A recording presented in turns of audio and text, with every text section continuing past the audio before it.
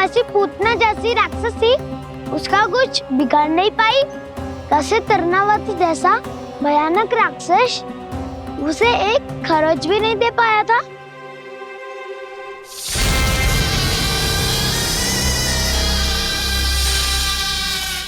आप सबने अपनी आंखों से देखा था ना, बकासुर से कान्हा की रक्षा करने देवता स्वयं आए थे। पर सत्य तो ये है कि वो सभी देवता भी उस असुर के सामने असमर्थ हो गए थे। तब कान्हा ने बहुत ही आसानी से उस भयंकर असुर का वध किया था। एक ही बार में धराशायी कर दिया था उसे। तो आप सभी सोचिए, बार बार ऐसे असाधारण कार्य करने वाला बालक साधारण कैसे हो सकता है? अब तो आरंभ से ही सारा सत्य जानते हैं छोटे बाबा।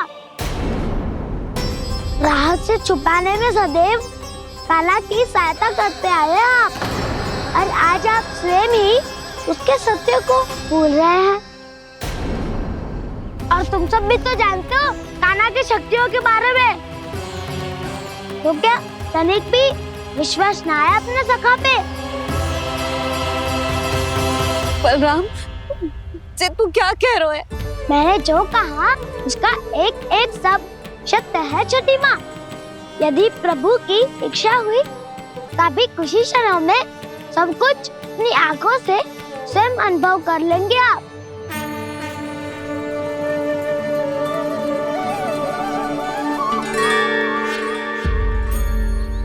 शांताकारं भुजगशयनं पद्मनाभं सुरेशं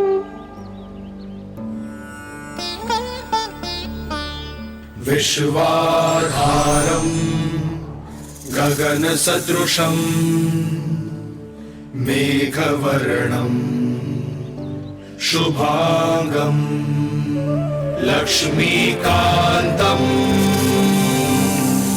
कमलनयनं योगी वीरध्यानगम्यं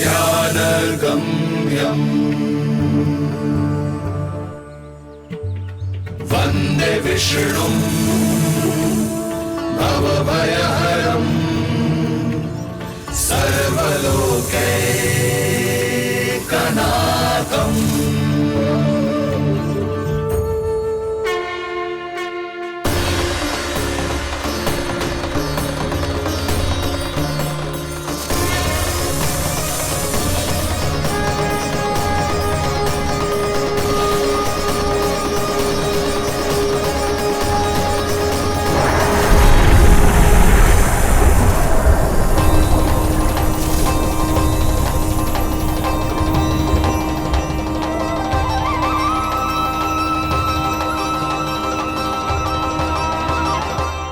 तुझे क्या लगता है बालक कि तू मेरी जगत से निकल गया तो अब बच जाएगा तू?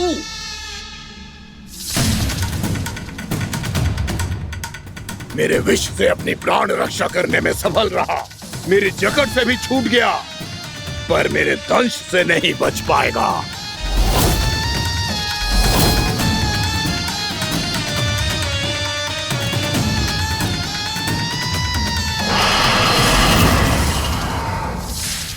अब भय से भाग रहा है, पर मैं तुझे मृत्यु देकर रहूंगा।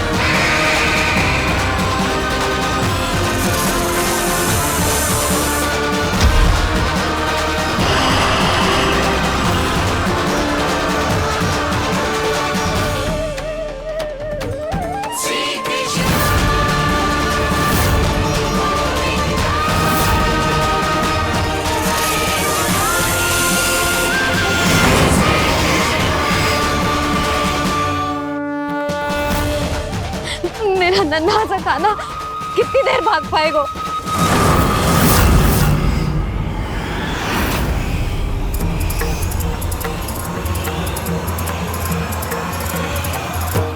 और कितनी प्रतीक्षा करोगे मेरी भक्त कालिया? भक्त नहीं, काल हूँ मैं तेरा। जब अहंकार का मुकुट बुद्धि को ढक लेता है तो भक्त अपने भगवान को भी नहीं पहचान पाता। व्यर्थ की पहेली में मत उलझा बालक। ना मैं भक्त हूँ और ना तू भगवान।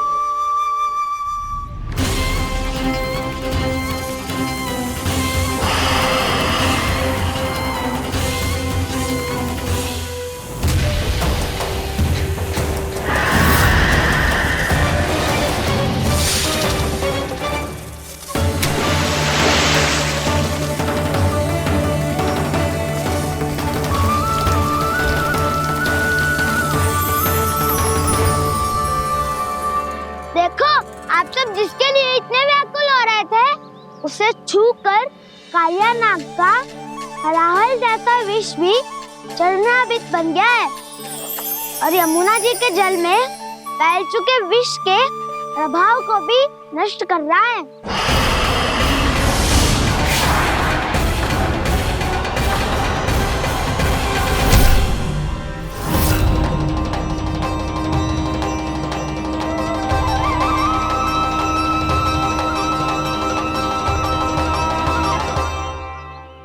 धर्म रक्षक अधर्म विनाशक प्रभु श्री कृष्ण का कौशल सचमुच अद्वितीय है। नारायण नारायण।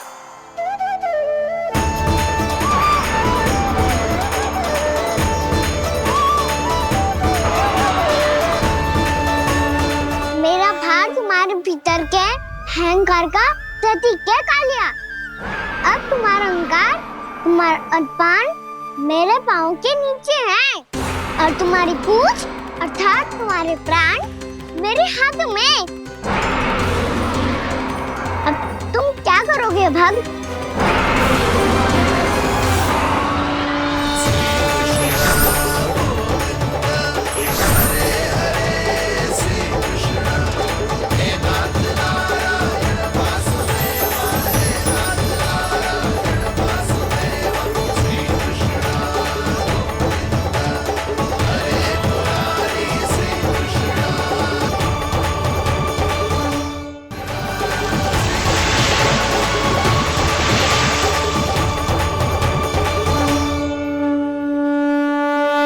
प्रभु, भले ये आपको पहचानने में असमर्थ हो, पर हम सब ने आपको पहचान लिया है। हाँ प्रभु, एक भक्त होने के नाते और एक अर्धांगिनी और माँ होने के नाते मैं आपसे इनके प्राणों की भिक्षा मांगती हूँ। अपनी कृपा दिखाइए और इन्हें क्षमा कर दीजिए। आपके लिए मित्र और शत्रु में कोई अंतर नहीं प्रभु। उसी तरह आपकी कृपा और दंड में भी कोई अंतर नहीं। दोनों दया ही तो हैं, अकारण ही किसी को प्राप्त नहीं होती। हमें विश्वास है कि हमारे पति को मिला ये दंड कोई अभिशाप नहीं है, आपका वरदान है। ये सत्य है प्रभु कि इनसे बहुत से पाप हुए हैं। इनके विष से बहुत सारे जीव जंतु को हानि पहुंची है, पर अब आपके चरण इनके शीश पर पड़ गए हैं। ऐसी कृपा तो बड़े बड़े महान महात्माओं को भी दुर्लभ है, और इन्हें प्राप्त हुआ तो अवश्य ही ये किसी महान पुण्य का ही फल है। हे प्रभु, उन्हीं पुण्य कर्मों की शक्ति का आह्वान कर मैं आपसे विनती करती हूँ, इन्हें प्राण दान दीजिए। मैं अपने इस भक्त को क्षमा अवश्य करूंगा देवियों, यदि ये अपने अहंकार को त्याग कर मुझे पहचान ले तो।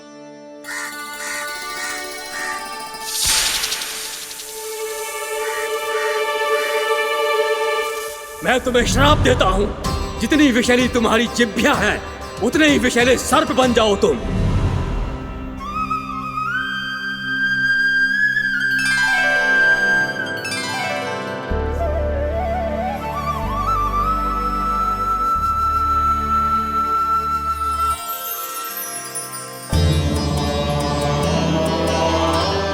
नारायण, मुझे क्षमा कीजिए नारायण। मैं तो आपका परम भक्त था, किंतु मैं आपको पहचान नहीं सका। इसका दंड तो मुझे मिलना ही था, किंतु मैं अब प्रायश्चित करना चाहता हूं।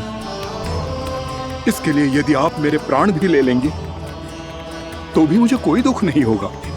मैं अपना जीवन, मृत्यु और अपना अस्तित्व सब कुछ आपको समर्पित करता हूं।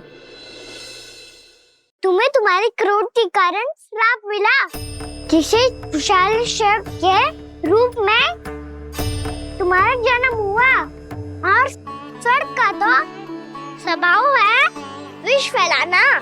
इसीलिए तुम्हें दंड नहीं दूंगा मैं, सिर्फ सभी अपराधों का पश्चाताप कर लिया। इसीलिए मैं तुम्हें क्षमा करता हूँ कालिया।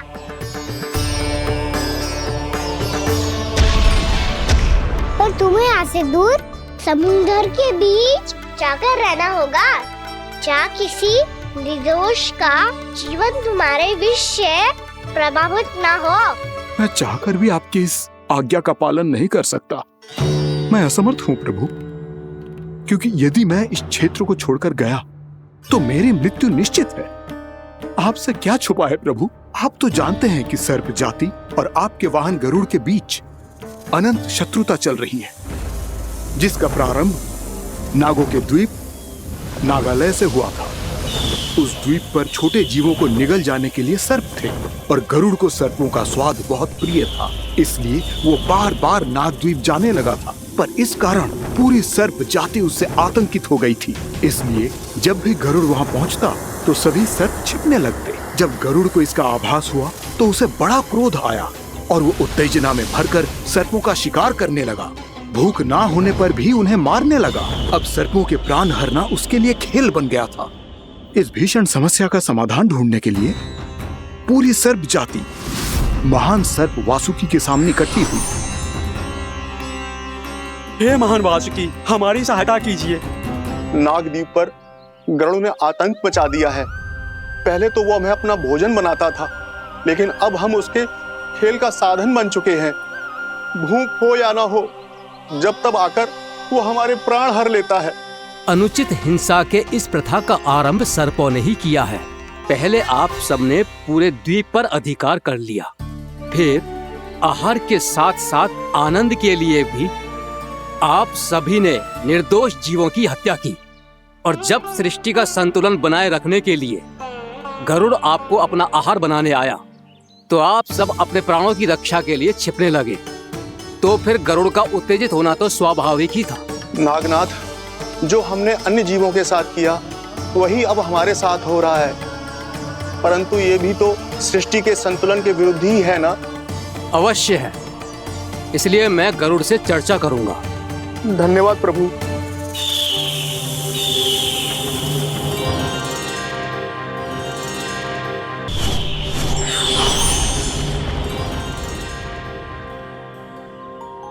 श्री नारायण के वाहन पक्षीराज गरुड़, मैं संपूर्ण सर्प जाति की ओर से आपसे एक निवेदन करने आया हूँ। कहिए, क्या कहना चाहते हैं आप? हे पक्षीराज, यदि आप हम पर ऐसे ही आक्रमण करते रहे तो शीघ्र ही हमारी प्रजाति समाप्त हो जाएगी।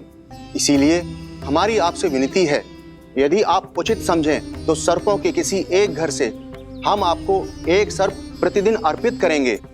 आप उसको आहार बनाइए और अन्य सर्पों को जीवित रहने का अधिकार दीजिए। मुझे स्वीकार है। तब से प्रतिदिन किसी एक घर से एक सर्प गरुड़ के भोजन के लिए भेजा जाने लगा। समय के साथ मेरे घर की भी बारी आई, परंतु मैंने एक बहुत बड़ी भूल कर दी। समय आ गया है स्वामी, आज गरुड़ के आहार के लिए इसे चुना गया है। कौन है यह गरुड़ और क्यों दूं मैं इसे कोई भेंट? स्वामी, सभी सर्प राज्यों और गरुड़ के बीच में यही समझौता हुआ है, हमें इसका सम्मान करना ही होगा। मैंने कोई समझौता नहीं किया, मैंने कोई वचन नहीं दिया और ना ही मैं किसी गरुड़ से भयभीत होता हूँ। यदि इस राज्य में किसी को सर्पों को अपना आहार बनाने का अधिकार है तो वो केवल मुझे है। अब से गरुड़ को दी जाने वाली हर भेंट मुझे दी जाएगी, महाविषधारी महान नागराज कालिया को। ये और कुछ नहीं, मेरा अभिमान था प्रभु, और ये मेरे इस जन्म की सबसे बड़ी भूल थी, क्योंकि फिर जब गरुड़ को इस बारे में पता चला तो।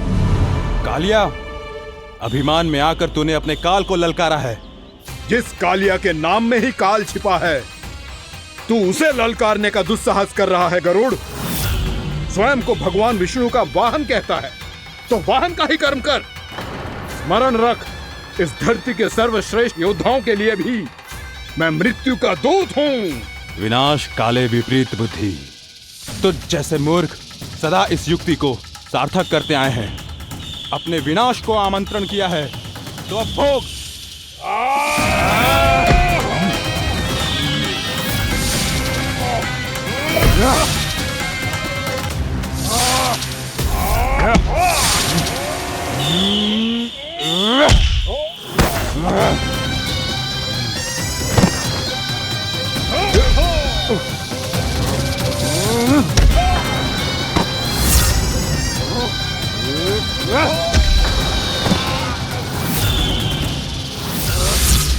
जिसने मेरा भोजन चुराने की धृष्टता की है वो इसी योग्य है।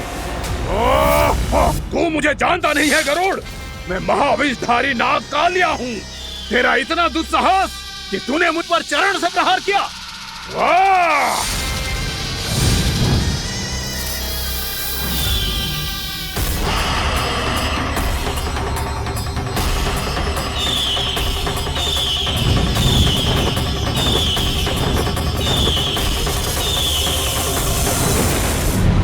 मैं अपने अभिमान में भूल गया था कि गरुड़ मुझसे कहीं अधिक शक्तिशाली है।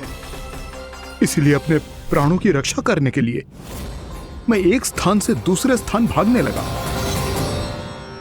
नदियां, पर्वत, यहां तक कि मैंने सागर भी लांघ डाला, पर मैं जहां भी जाता गरुड़ के रूप में मेरा काल वहीं आ जाता। इसीलिए मृत्यु की आशंका से भयभीत होकर मैं अपने बड़े भाई मां कद्रू के प्रथम पुत्र अनंत शेषनाग से राय लेने चला गया। भैया, मैं यहां आपसे आपकी सहायता लेने आया हूं। मेरी एक छोटी सी भूल के कारण यह गरुड़ मेरा पीछा कर रहा है। मुझे हर समय हर स्थान पे ढूंढते रहता है। यदि उसने मुझे ढूंढ लिया तो वो निश्चित ही मेरे प्राण ले लेगा। मुझे कोई ऐसा स्थान बताइए जहां मैं अपनी पत्नी और अपनी संतानों के साथ शांति से रह सकूं। तुम यमुना नदी के किनारे वृंदावन क्षेत्र में जाके वास करो कालिया। गरुड़ वहां प्रवेश नहीं कर सकता क्योंकि उसे ऋषि सौबरी का श्राप मिला हुआ है।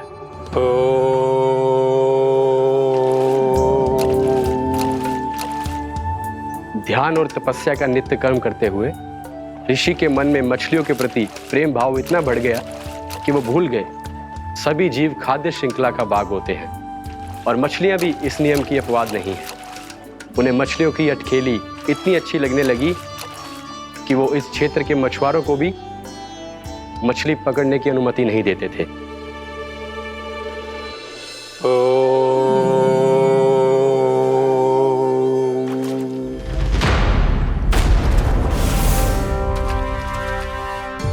दिन वो उस पक्षी को नहीं रोक पाए, पर तब से सावधान रहने लगे।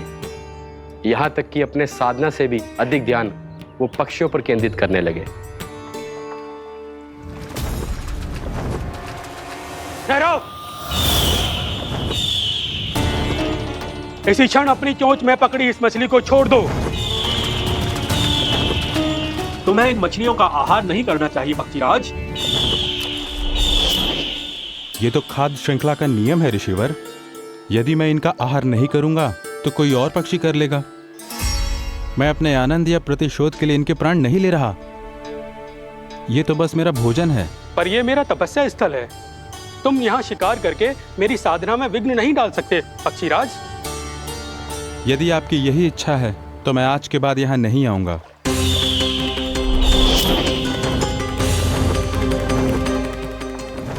पर आज ये मछली मेरे आहार के रूप में पकड़ी जा चुकी है। मैं वचन देता हूँ ऋषिवर, इस स्थान पर यह मेरा अंतिम शिकार होगा।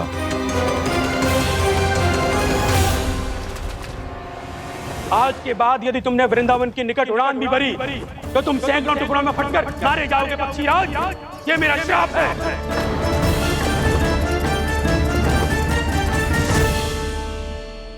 और इसीलिए भैया शेषनाग के सुझाव के अनुसार मैं यहां आ गया। पर अब यदि मैं कहीं और जाऊंगा तो मेरे प्राण नहीं बचेंगे प्रभु। निश्चिंत रहो कालिया, अब से गरुड़ तुम्हें कोई हानि नहीं पहुंचाएगा। अब तुम्हारे फनों पर मेरी पक्षिन बन गए कालिया, इसीलिए अब से तुम्हें गरुड़ से कोई भय नहीं होगा। निश्चिंत होकर अपने परिवार के साथ गहरे समुद्र में चले जाओ और सुख से शांति से निवास करो।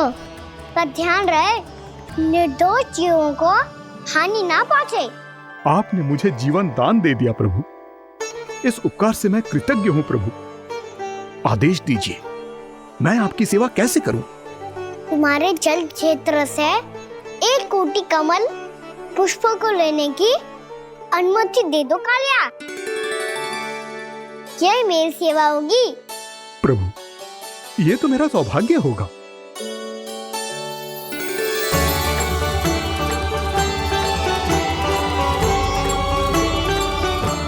1 कोटि के स्थान पर हम 3 कोटि कमल पुष्प ले आए प्रभु। मैं तुम्हारी सेवा भाव से प्रसन्न हुआ कालिया। रमणक द्वीप पर चले जाओ ताकि तुम्हारे कारण फिर कभी किसी निर्दोष जीव को हानि ना पहुंचे और न ही तुम्हारा विष मेरे प्रिय यमुना नदी के जल को दूषित कर पाए। मैं तुम्हें आशीर्वाद देता हूँ। आज यहाँ मेरे द्वारा तुम्हें दिए गए इस आदेश का स्मरण जो भी भक्त करेगा और प्रातः काल और संध्या काल में इसका उच्चारण करेगा, उसे फिर कभी किसी संकट से कोई भय नहीं होगा। ये स्थान अब से काला कुंड के नाम से जाना जाएगा। यहाँ पर स्नान करने वाला और देवताओं को इस क्षेत्र से जल का अर्घ्य देकर प्रसन्न करने वाला भक्त यदि मेरा स्मरण करके पा सकेगा तो वो अपने सभी पापों से शीघ्र ही मुक्त हो जाएगा।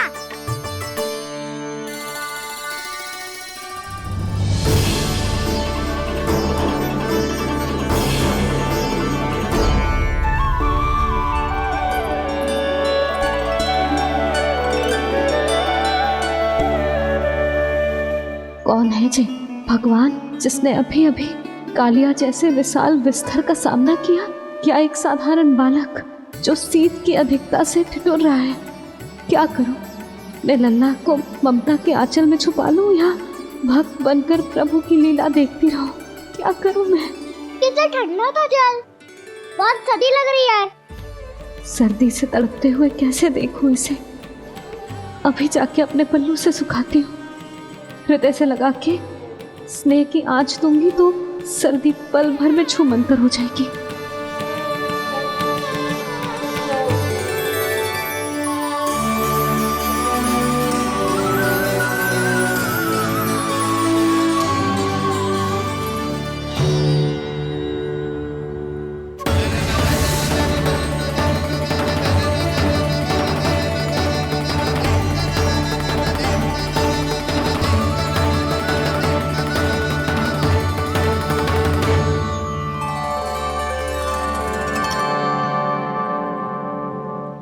मेरी आवश्यकता ना है इसे। ये तो सच्ची में भगवान ही है, जिसकी ठंड दूर करने के लिए स्वयं द्वादश आदित्य प्रकट हो गए हैं।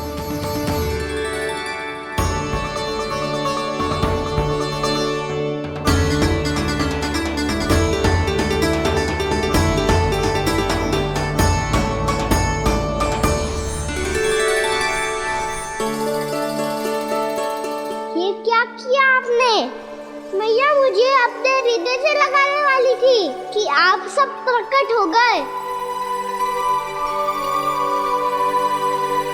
क्षमा कीजिए प्रभु, पर आपको भीगा हुआ देखकर, ठंड से ठिठुरता हुआ देखकर हमसे रहा नहीं गया। हम अपने वश में नहीं थे प्रभु। भक्ति से भावुक होकर हम प्रकट होने पर विवश हो गए थे। हमारी किरणें जैसे स्वयं ही फूट पड़ी और दौड़ पड़ी आपको सुखाने के लिए।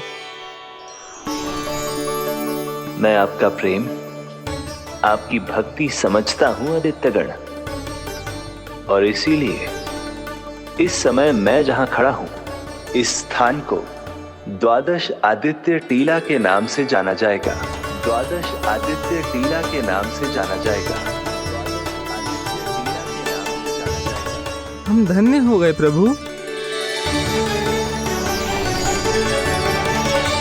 अरे कहाँ जा रहे हैं? जो गड़बड़ किया है उसे सुधारिए तो सही। प्रभु आज्ञा दीजिए। अपना दाम इतना अधिक बढ़ा दीजिए कि मुझे स्वेद आने लगे, ताकि मैया मुझे स्वेद में लीला देख के और भूल जाए कि मैं भगवान हूँ, और मैया मुझे अपनी गोद में उठा के ले जाए।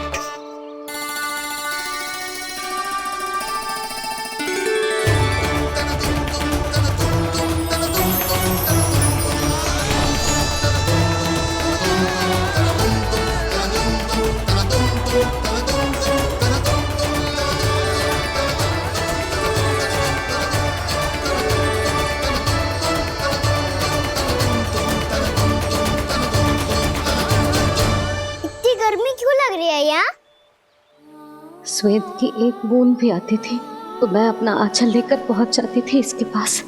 जानती ही नहीं थी कि चेतु स्वयं वायुदेव को आदेश दे सकता है कि वो बहने लगे और उसका सारा श्वेत सुखा दे।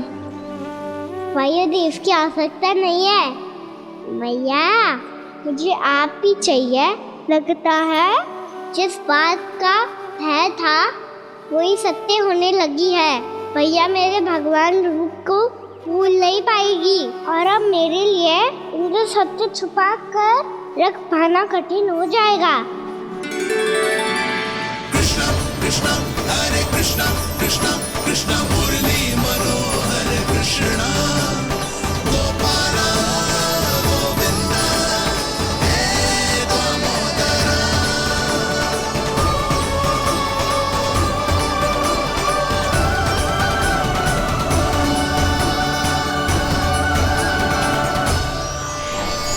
प्रभु, आपके श्वेत से बने इस प्रसंगदान सरोवर का प्रणाम स्वीकार कीजिए।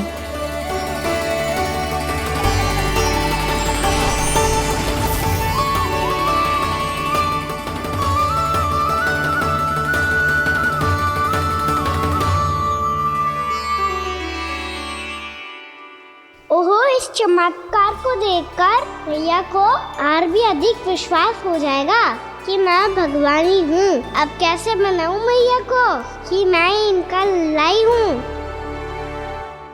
बाबा है ना, अब तो यही सहायता करेंगे।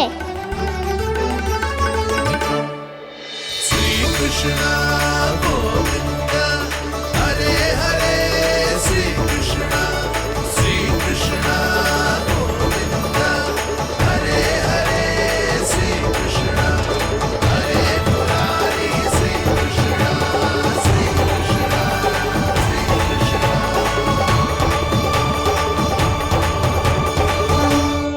बाबा एक कोटि ना, मैंने तो 3 कोटि कमल पुष्पों का प्रबंध कर दिया है और चिंता करने की आवश्यकता ना है। 1 कोटि कमल के स्थान पर 3 कोटि कमल पुष्प मिल गए हैं। हाँ कान्हा, मैं उचित संदेश के साथ ये सारे पुष्प उस कंस के पास भिजवाता हूँ। महाप्रक्रमी कान्हा की जय। वृंदावन रक्षक कान्हा की जय। महाप्रक्रमी कान्हा की जय। भानु जी नंदराज। बाकी गांव वालों को लेकर ये सारे पुष्प इकट्ठा करो और कंस के दरबार में पहुंचाओ। जी।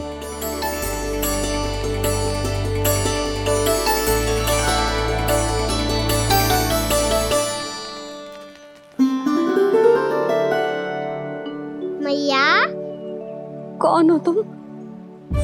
मुझे पता था मैया, जब आपको सत्य पता चलेगा तो आप मुझे मैया की तरह स्नेह ना कर पाओगी, इसलिए आज तक सत्य छुपा तो आया हूँ,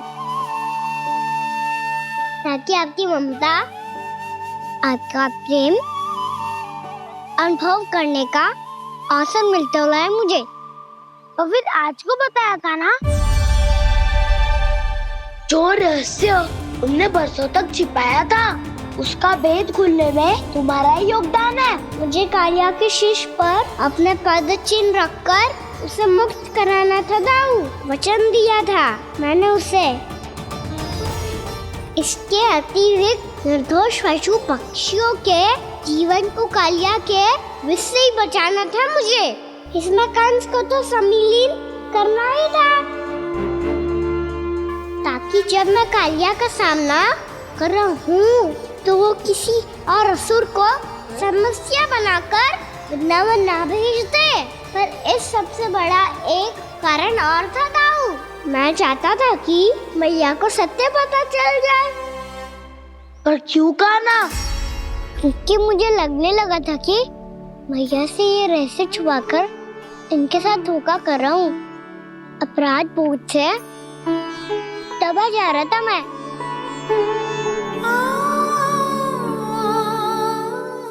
जो सत्य आपको, बाबा को, सभी को पता है, यहाँ तक कि मेरे सखा भी जानते हैं, वो सत्य मैंने मैया से छुपाया केवल इसी लोक में कि मुझे इनकी ममता प्राप्त होती रहे। पर ऐसा करके मैं अपने से निस्वार्थ प्रेम करने वाली मैया को धोखा दे रहा था। आप ही बताओ दाऊ, जो इस संसार में मुझसे सबसे अधिक भरोसा करता है, उसी के साथ छल कैसे कर सकता हूँ मैं? हाँ, मैं नारायण का अवतार हूँ, पर अपनी मैया का छोटा सा लल्ला भी तो हूँ।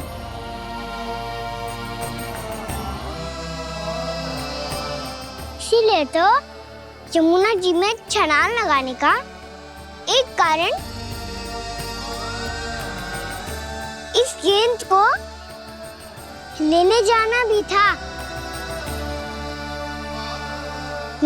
स्नेह से बनाई थी मैया ने गेंद, इसे अपने से दूर कैसे होने देता मैं? आपको आभास भी ना है मैया कि आप मेरे लिए कितने महत्वपूर्ण हो। ये सत्य है कि सभी देवता, प्रकृति, भक्त, ये सब है मेरा ध्यान रखने के लिए, मेरी सेवा करने के लिए। पर क्या इनमें से कोई भी मेरी मैया का स्थान ले सकता है? और आप भी तो यही चाहती थी कि मैं आपका लल्ला बन के आऊं, कि मैं आपका लल्ला बन के आऊं, कि मैं आपका लल्ला बन के आऊं। आज जैसे आपने मुझे अपनी गोद में लिटा रखा है, क्या कुछ ऐसा नहीं हो सकता कि शीघ्र ही मुझे आपको अपनी गोद में खिलाने का अवसर मिल जाए? मैया, नारायण का अवतार होना क्या इतनी बड़ी समस्या है कि आप हृदय से भी राह लगा सकते? मैया,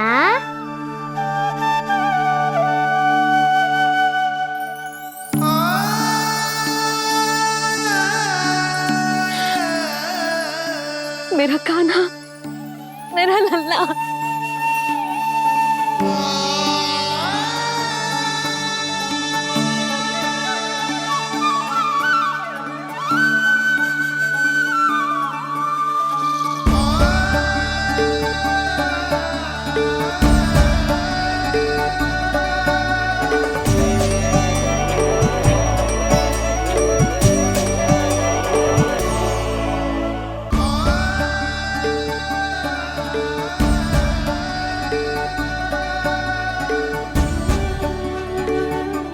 सत्य है कि ये जानने के बाद कि तू श्री नारायण का अवतार है,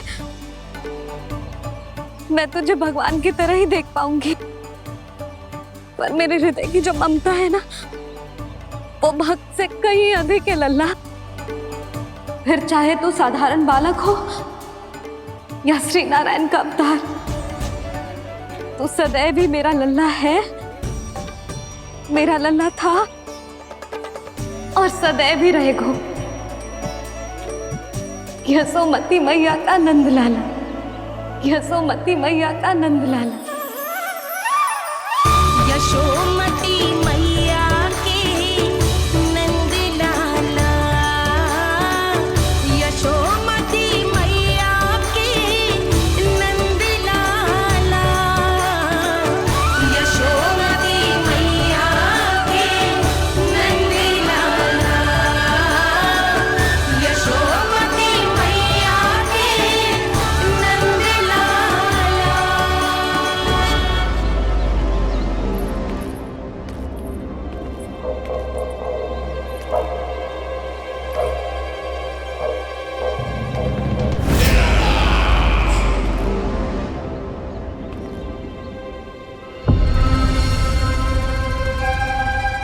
क्या है ये साला? वृंदावन से पत्र आया है महाराज। विनती की गई है कि इसे आपके सामने पढ़ा जाए। पढ़ो। शीघ्र करो। महाराज कंस, पूजा के लिए आपको 1 कोटि कमल पुष्पों की आवश्यकता थी। वृंदावन वासियों की ओर से मैं आपको 3 कोटि पुष्पों की भेंट भेज रहे हूँ। कृपया अतिरिक्त पुष्पों को अपनी गोप प्रजा की विनम्र श्रद्धांजलि समझकर स्वीकार करो महाराज। आपको ये जानकर प्रसन्नता होगी कि जैसे ही मेरा पुत्र कृष्ण कालिया नाग के सामने पहुंचो, वो महाभयंकर नाग भी आपके भय से कांप उठा और स्वयं ही ये सभी पुष्प हमारे द्वार पे पहुंचा गए। यदि आपको अब भी आवश्यकता हो तो और भी पुष्पों का प्रबंध किया जा सकता है। आपका विनीत गोपराज नंद। हमारा संघर्ष अभी समाप्त नहीं हुआ है विष्णु अवतार। यशोमती मैया का नंदलाला। पत्र में लिखा है महाराज, उसे इसी नाम से बुलाया जाना प्रिय है।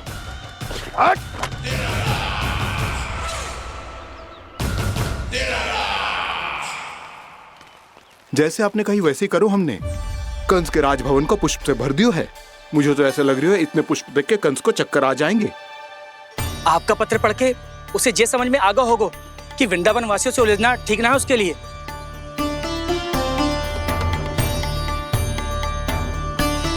वैसे ही हमारे श्री कृष्ण हमारी रक्षा करने के लिए है ना।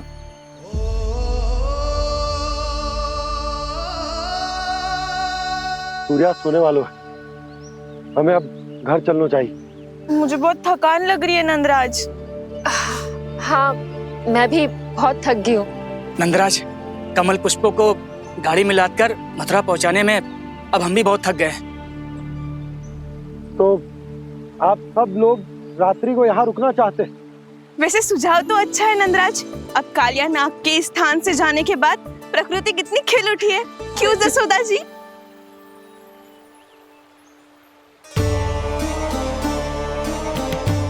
सब सामान्य है। ये जान के भी कि कान्हा भगवान नारायण का अवतार है, किसी को कोई अंतर ही ना पड़ रहा है, तो फिर मेरा मन क्यों अटको है अभी तक? क्यों बार बार मैं इस दुविधा में पड़ जाती हूँ कि कान्हा को एक भक्त के जैसे देखूं या मैया के जैसे? ऐसा इसीलिए है मैया क्योंकि ना तो आपकी भक्ति में कोई कमी है और ना ही ममता में। तो फिर ठीक है, आज हम यहीं रात बिताएंगे। सब लोग विश्राम करिए। जय हुइनाबाद। रात वन में भयभीत क्यों हो रहे हो बसंता? श्री नारायण का अवतार कान्हा है ना हमारे साथ।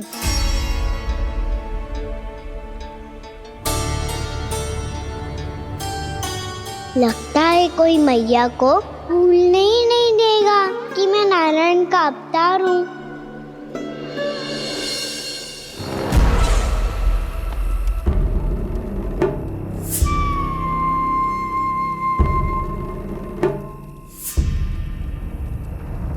तुम्हें पूर्ण विश्वास है ना गुप्तचर? ये सब कुछ उसी बालक ने किया है। उसी ने कालिया को पराजित करके यहां से दूर भेज दिया है। मैंने अपनी आंखों से देखा है महाराज।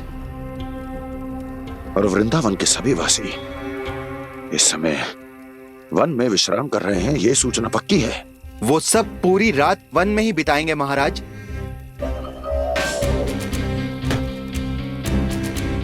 मेरी रातों की नींद छीनकर वो वन में आनंद कर रहे हैं।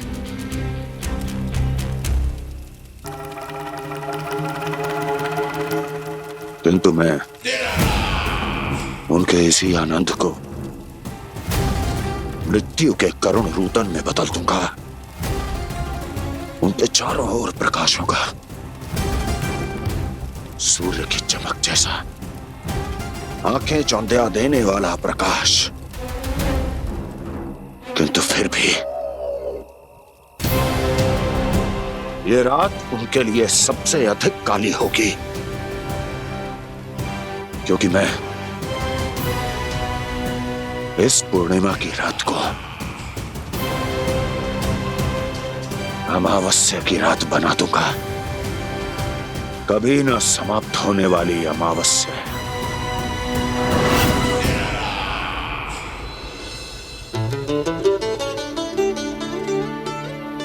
भाभी देखो, वन देवी प्रसाद के लिए जे केले लाई हूँ मैं।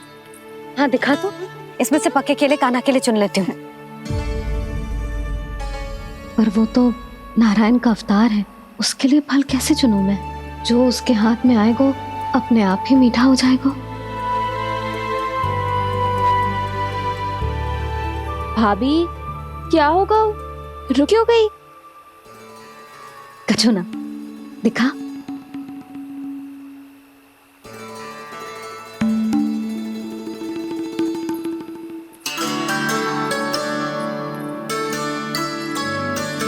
कान्हा, तुझे भूख लगी आई होगी ना? भैया खिलाओ ना। अच्छा।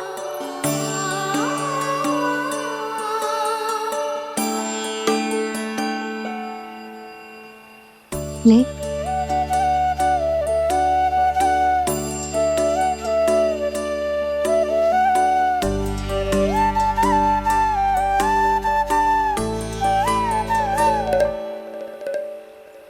भैया के व्यवहार में बदलाव आ रहा है।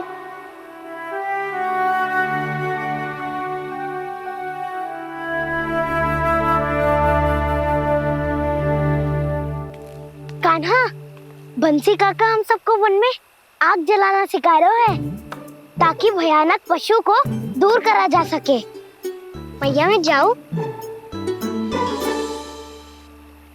भैया अग्नि जलाने जाऊं? हाँ जा। भैया तो चुपचाप जाने दे रही है, पहले जैसे चिंता भी नहीं कर रही है अब। लल्ला सुन, अग्नि के साथ खेलियो मती और सुरक्षित दूरी बना के रखियो, समझ आई?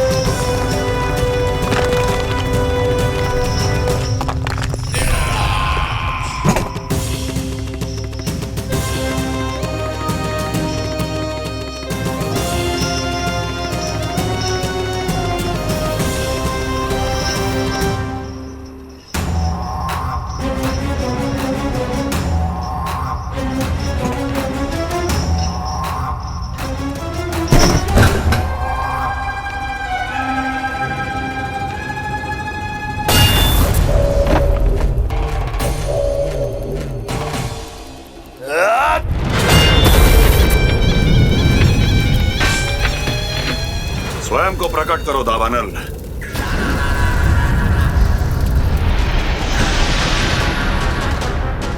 प्रणाम महाराज। महाराज कंस, इस कारागार से मुक्त करवाने के लिए आपका बहुत बहुत धन्यवाद। बताइए, इस उपकार का ऋण कैसे चुकाऊं? बस वही करो दावानल जो तुम्हें सबसे अधिक प्रिय है। अपने नाम को स्वयं सार्थक करो। जला दो, पूरे वृंदावन को जला दो। कीट, पशु, पक्षी, वनस्पतियां, वृक्ष, यहां तक के मानव भी, कोई भी जीवित प्राणी जीवित नहीं बचना चाहिए। जला दो सबको, सबको। आपकी आज्ञा ही मेरी इच्छा है और आपकी इच्छा ही मेरी आज्ञा। तुम सबने देखो अजय, अधिक कठिन ना है ये। 2 पत्थर हाथ में पकड़ ले, ऐसे रगड़ लो है, चिंगारी निकलेगी, घास फूस अग्नि पकड़ेगी और भक्क से जल जाए वो। लो करो, लो सुबल।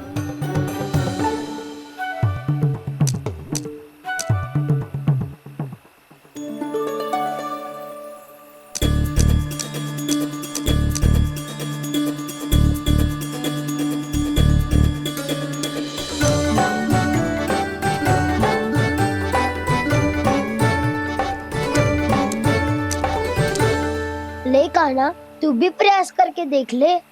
पर जितना सरल जय कह रहे थे उतना सरल ना है अग्नि जलाना।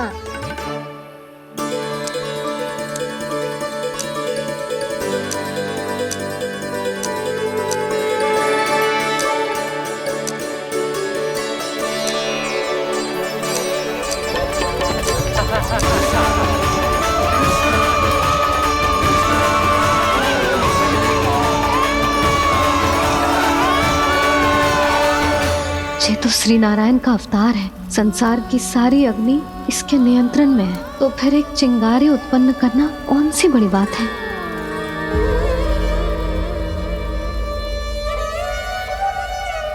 ऐसे तो मैया मुझे धीरे धीरे अपना लल्ला मारना ही भूल जाएगी।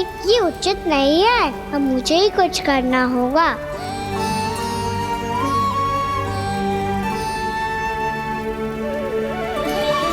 कान्हा, ऐसे मत करो, लग जाएगी।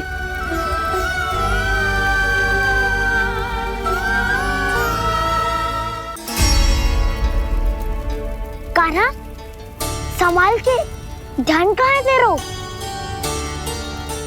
कालिया नाग का हलाहल जैसा विष जिसका कछु न बिगाड़ पाई, जिस साधारण सी अग्नि उसे हानि कैसे पहुंचा पाएगी।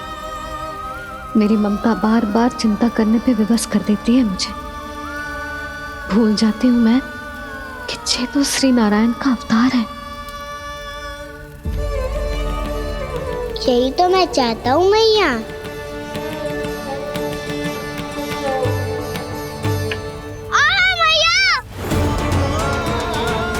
कान्हा, कान्हा, देखा देखा, कहाँ लगी? हाँ, बोला था ना अग्नि से दूर रहने। दिखा, जले का चिन्ह ना है।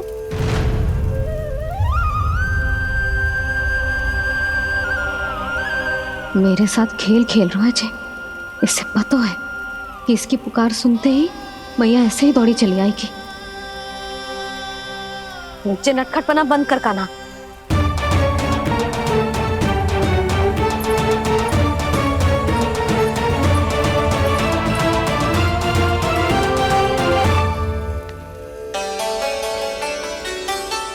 यशोदा, आ जाओ, कान्हा को भी बुला लो।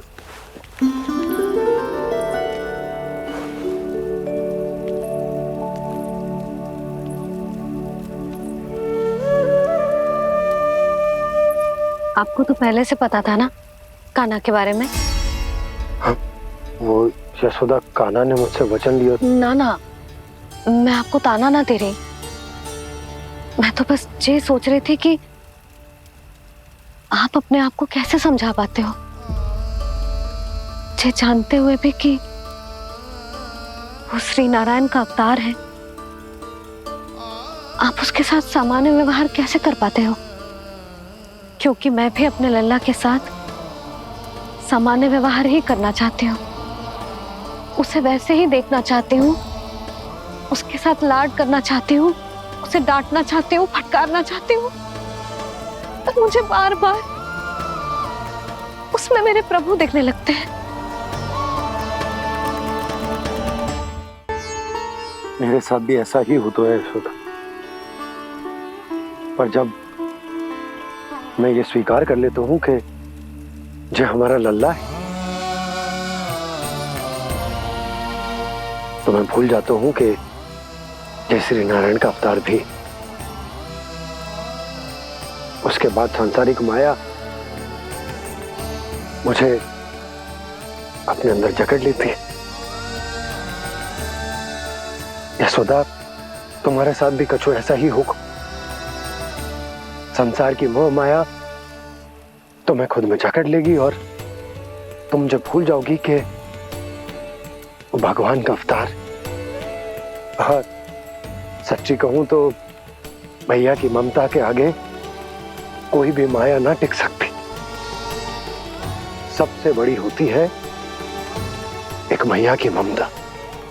पर भक्ति का भाव भी कम प्रबल ना हो तो है जी। मेरे हृदय में ममता और भक्ति के बीच युद्ध चल रहा है।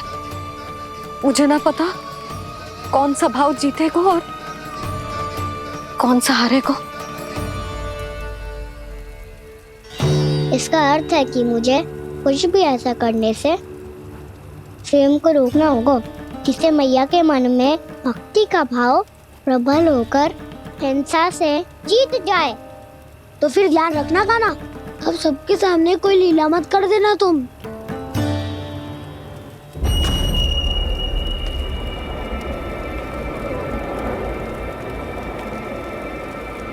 वो देखो, वो वहां बैठे हैं सब कोने में। किसी भी कोने में क्यों ना छिपा हो, आज तो जलेगा पूरा वृंदावन ही।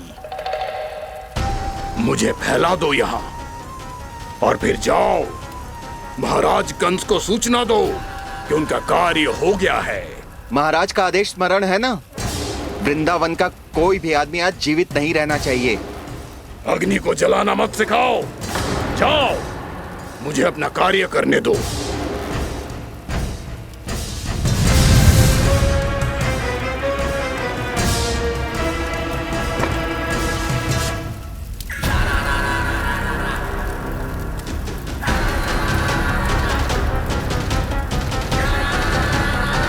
नारायण नारायण हरे हरे, श्रीमन्नारायण नारायण हरे हरे, भजमन नारायण नारायण हरे हरे। क्या हुआ कान्हा? मैंने आपको कहा था ना कि मैं कोई लीला ना करूं, पर देखो कंस मामा ने असुर वृंदावन को भेज दिया है।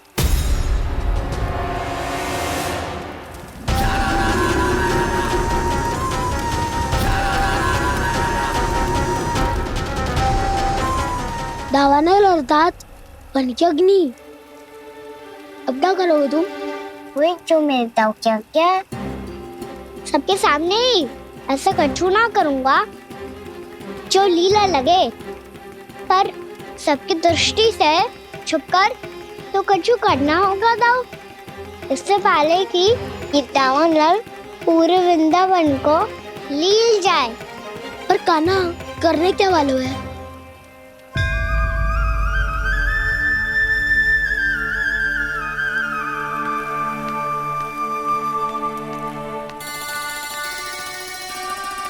भैया बहुत थको, सुला दो ना। आजा।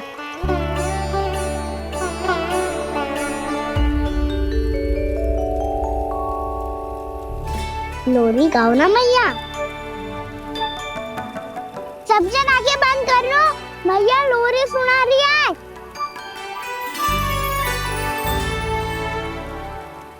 तो ये है तुम्हारी योजना।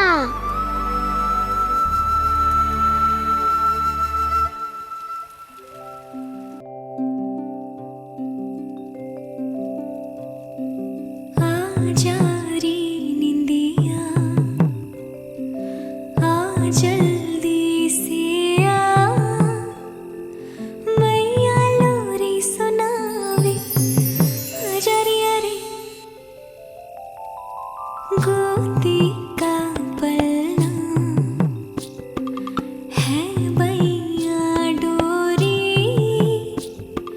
झूले उसमें कान्हा रे, आजा रे अरे तुझसे है पूरन दुनिया मोरी, लल्ला लो मेरा मैया मैं तोरी, आजा रे अरे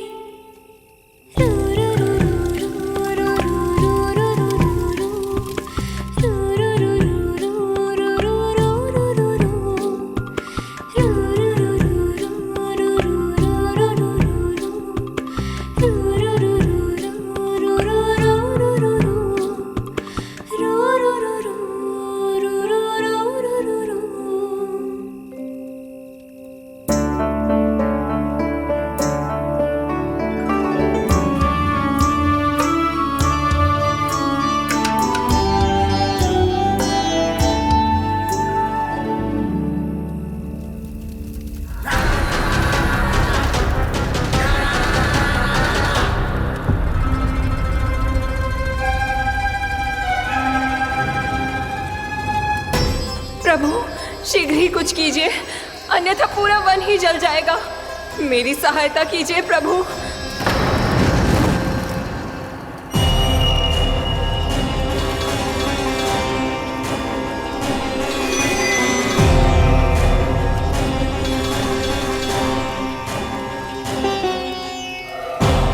आज कोई नहीं रोक सकता मुझे।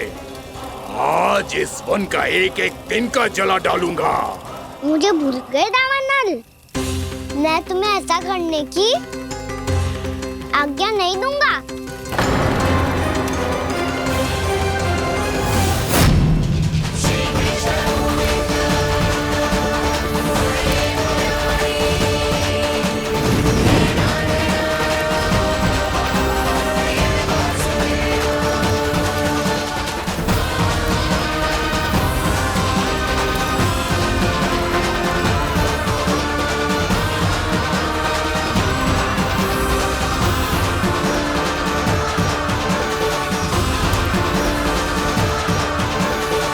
मैया की नींद में व्यवधान पहुंच रहा है, मुझे शीघ्रता करनी होगी।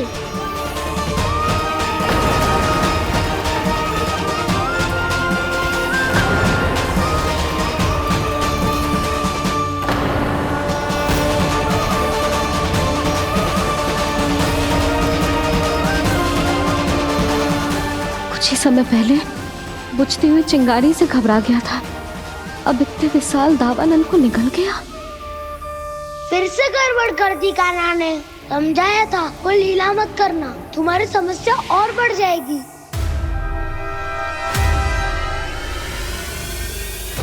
अब क्या करूं दाऊ?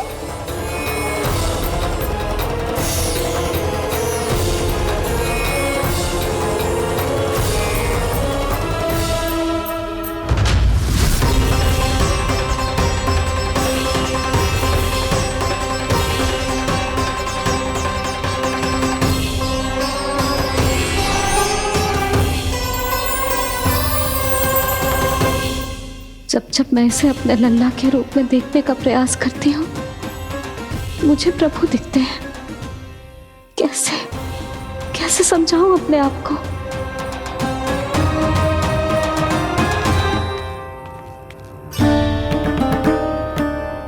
मैया मुझे पता है आपने कहा था अग्नि के साथ मत ही खेलना, पर अग्नि फैल रही थी।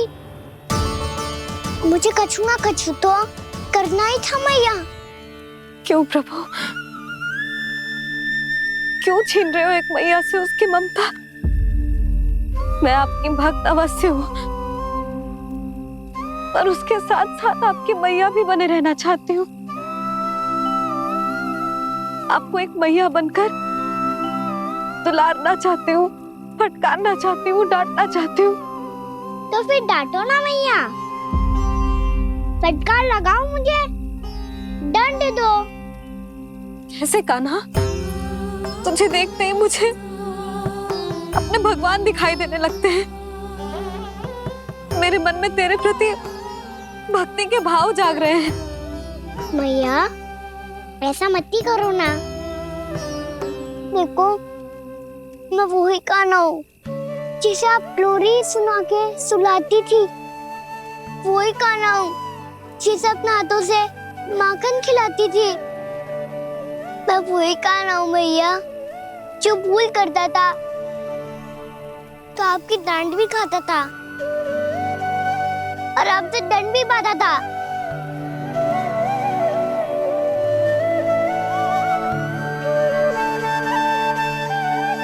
मैया एक बार मेरी ओर देखो तो सही, मैं वो ही कान्हा हूँ जो आपकी पूछ बन के पूरे वृंदावन में घूमता था। जैसे चलना बोलना सब सिखाया आपने। पहले मेरा सत्य जाने बिना आप मुझे अपने लल्ला की तरह व्यवहार करती थी। अब मेरा सत्य जानने के बाद भी अपने लल्ला की तरह ही मुझे अपनाना होगा, क्योंकि मैं तो वही हूँ, आपका कान्हा।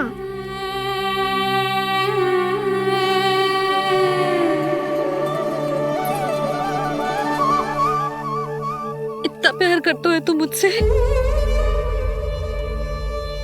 जब मैं तेरे भीतर भगवान का रूप देखती हूँ तो मैं भयभीत हो जाती हूँ कान्हा,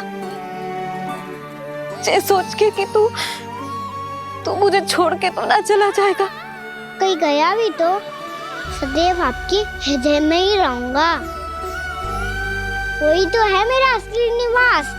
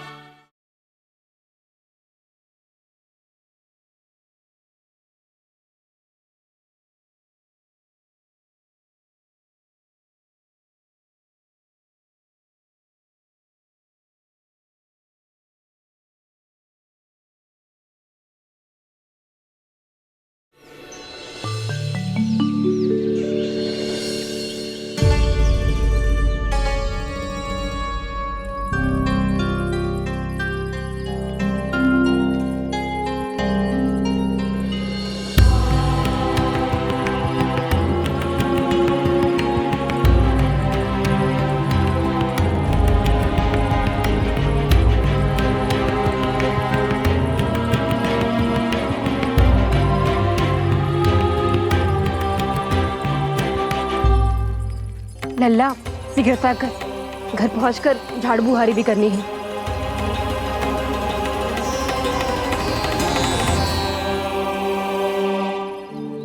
का होगा? ये सब ठहर क्यों गए? ये सब क्या होगा?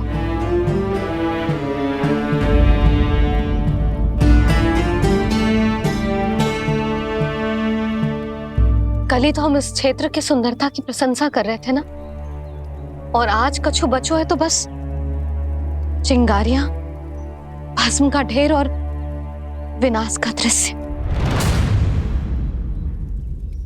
चिंता क्यों करती हो भाभी? जिसने इस वन को, हम सबको जलने से बचाया हुआ है, वही से फिर से हरा भरा कर देगा।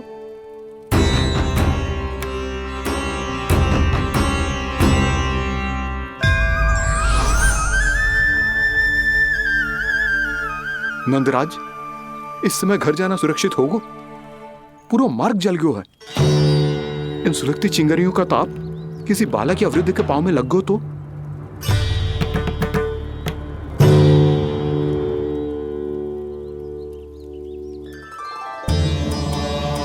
चिंता की कोई बात नहीं है बाबा, हम सब महर्षि गर्ग के आश्रम में जा सकते हैं। वहाँ सारी व्यवस्था हो जाएगी, वो यहाँ से अधिक दूर भी नहीं है।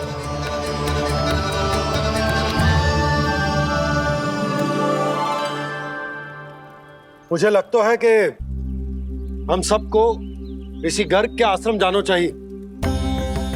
वहां चलकर कुछ समय उनकी सेवा करेंगे और जैसे ही अग्नि शांत हो जाएगी और वृंदावन जाने को मार्ग सुरक्षित हो जाएगा, हम सब वापस लौट चलेंगे। अच्छा विचार है। वही महर्षि गर्ग जिन्होंने मेरा नामकरण करा था।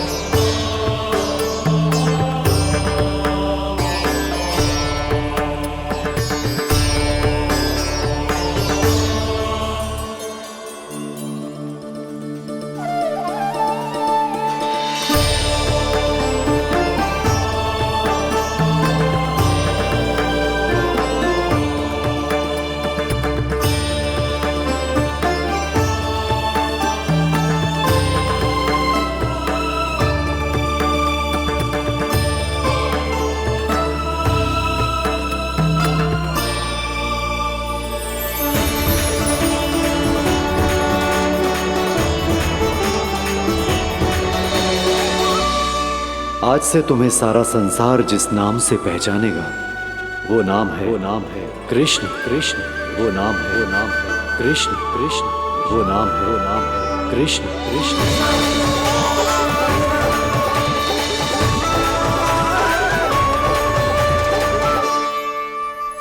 प्रणाम ऋषिवर।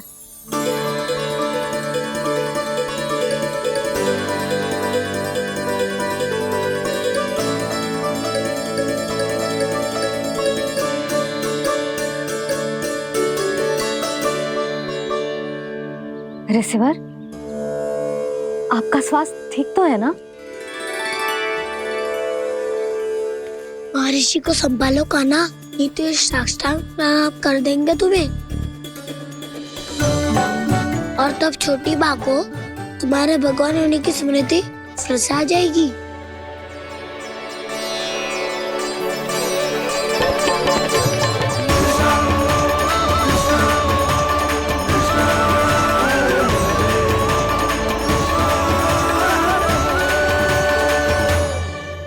भक्तों को भगवान के दर्शन मिलते हैं, मुझे तो साक्षात भगवान ही मिल गए।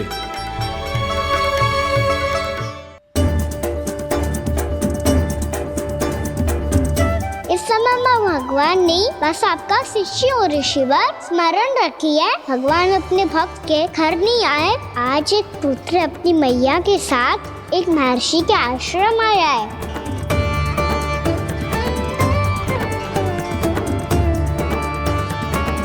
देखो तू इसे, ऐसे हृदय से लग रहा है जैसे कितने अच्छे से जानता हूँ। जानते हो मैया, बाबा ने कितनी बार बताया हो इनके बारे में कि कैसे मेरा नामकरण करा था, इसीलिए तो इतने विशेष है ये मेरे लिए।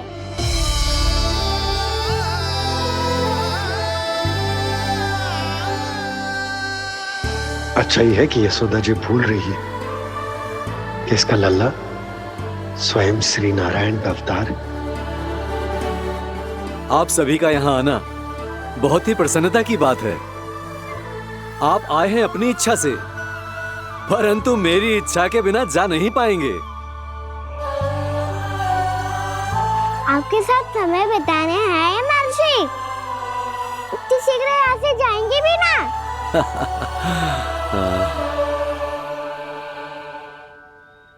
लगता है कान्हा के मस्तिष्क में कोई योजना है। कोई फिर से कोई लीला तो नहीं करने वाला ये?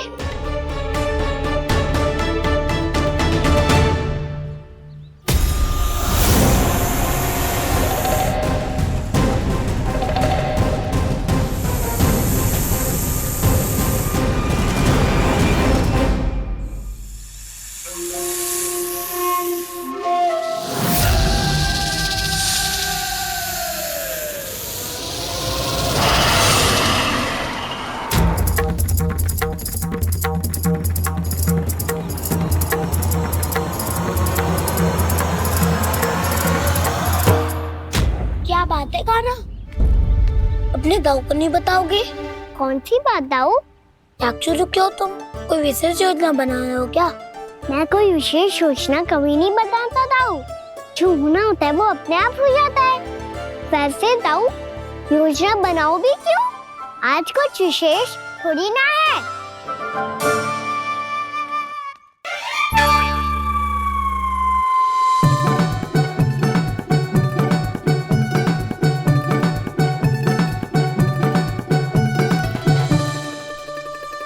अच्छा, तो मेरा जन्मदिन इसके लिए विशेष अवसर नहीं है, या फिर इसे स्मरण ही नहीं है कि आज मेरा जन्मदिन है?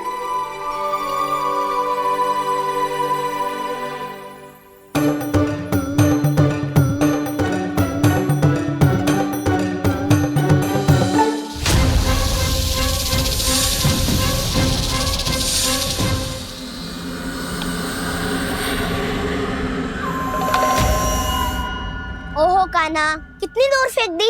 अब जाके लेके आनी पड़ेगी।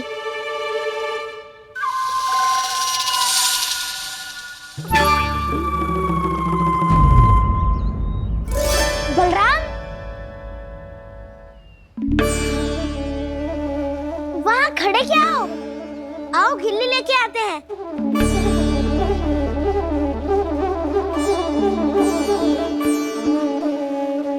चलो भी।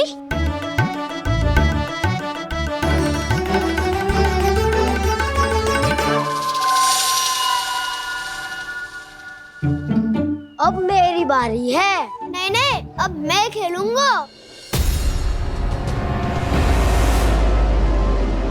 क्या हुआ दाऊ, क्या देख रही हो? ऐसा लगा कि जैसे कोई था यहाँ। वरना दाऊ कोई ना कोई तो जीव जंतु होगा ही। छोड़ो ना, अब आपकी बारी। मार गिल्ली बर लगा के। हाँ हाँ, बलराम को खेलने दो, अभी अभी आया ना।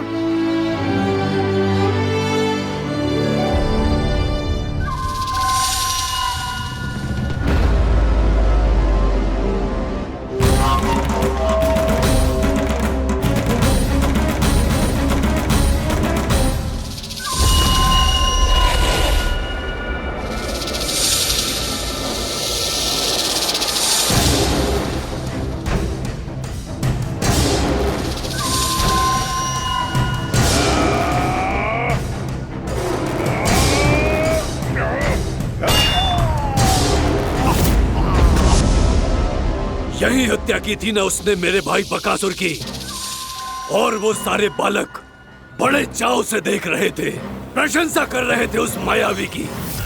मेरी बहन पूतना के हाथों से तो बच गए, किंतु अब मेरे क्रोध से, मेरे भीतर दहकती प्रतिशोध की अग्नि से अब ना तो वो बालक बचेंगे और ना ही वो विष्णु अवतार।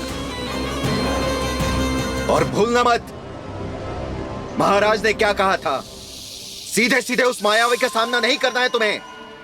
वो बालक बहुत चतुर है।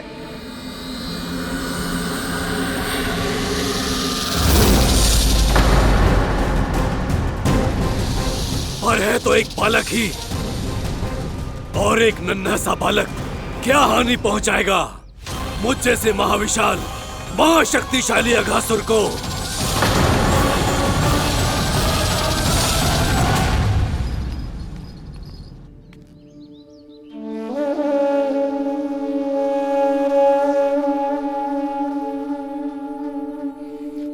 पता नहीं तेरी मैया क्या क्या सोच रही होगी। विवाह के समय एक दूसरे को वचन दिया था, कभी भी एक दूसरे से कछु ना छुपाएंगे। और मैंने कितने वर्षों तक तेरे दिव्य होने की बात उससे छुपाई।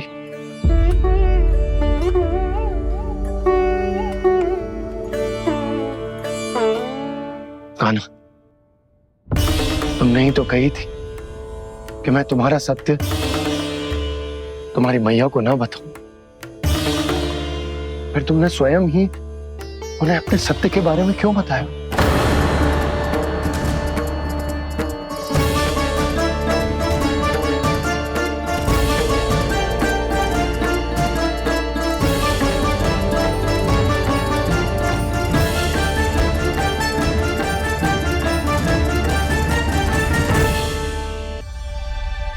कान्हा, तुमने ही तो कही थी कि मैं तुम्हारा सत्य तुम्हारी मैया को ना बताऊं।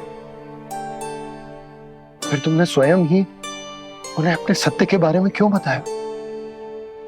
दाऊ के मन में यही शंका थी बाबा। उन्हें भी मैंने यही कहा था कि मैया को कभी ना कभी तो मेरा रहस्य पता चलना था। किसी और से जानकारी मिलती तो उन्हें अधिक दुख होता। इसीलिए मुझे लगा अच्छा यही है कि इन्हें मेरा सत्य से मुझसे पता चले। वैसे भी मैया से भेद छुपा के मुझे अच्छा नहीं लगता बाबा। इतने वर्षों में मैं जब जब मैया से कुछ भी छुपाता था तब तक मेरी हृदय को भी पीड़ा होती थी।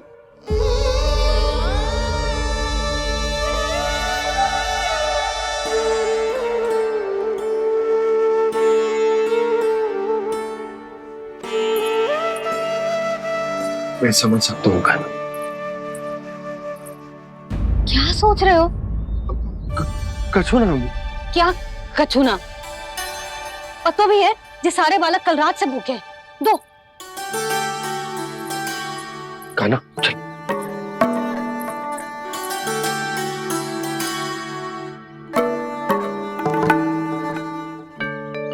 लगता है सब ठीक है। क्या ठीक है? कछु ठीक ना है। बहुत कठिन है, पर मैं प्रयास कर रही हूं कि स्वयं को समझा पाऊं कि मेरा लल्ला मेरे प्रभु श्रीहरि का अवतार है।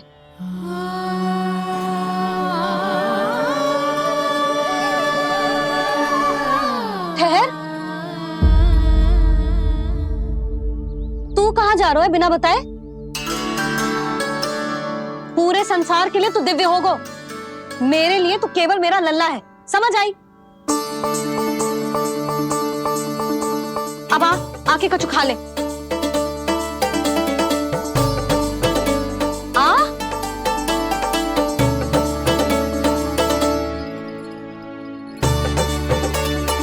ले खा।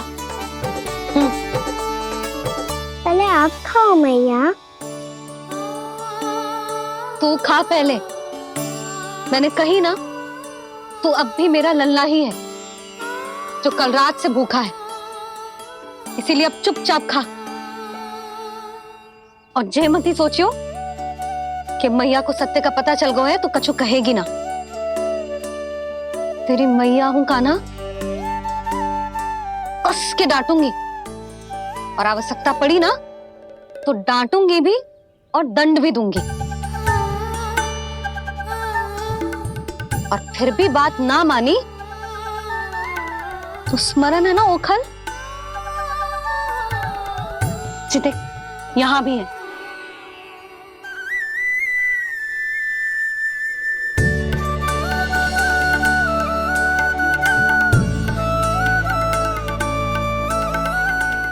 की डांट फटकार और दंड में फूलों से भी अधिक मिठास है भैया।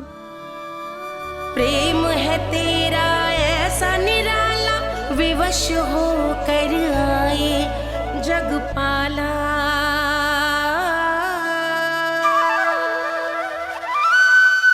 मुझे एक छोटी सी अनुमति चाहिए। फिर से वन जाना है?